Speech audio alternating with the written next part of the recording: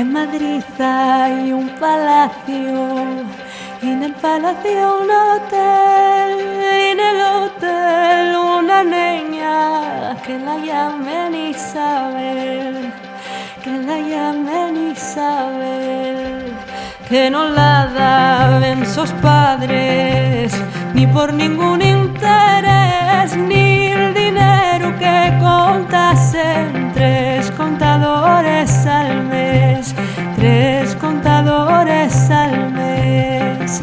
Una tarde la jugaron al número 33 y tocó yo mozo rico aragonés, mozo rico aragonés. Para sacarla de casa mató a sus hermanos tres y a sus padres prisioneros, prisioneros los decía, prisioneros los decía. Y a la meta del camino ya lloraba la Isabel, porque lloras Isabel, porque lloras Isabel, porque lloras Isabel. Dame el puñal de oro, pronto te lo volveré. Pides mi puñal de oro y no dices pa' que para partir una pera, que estoy seguina de ser, que estoy seguina de ser.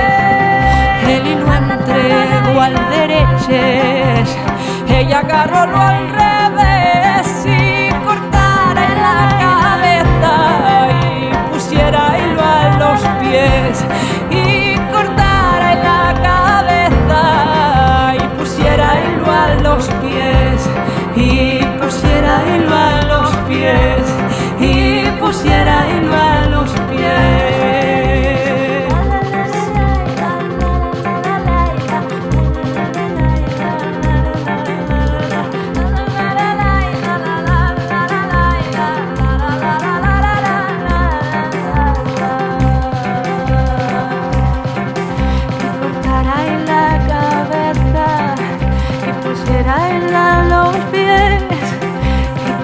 En la cabeza, pusiera hilo a los pies, y cortara en la cabeza, y pusiera hilo a los pies, y cortara en la cabeza, y pusiera hilo a los pies, y pusiera hilo a los pies, y pusiera hilo a los pies.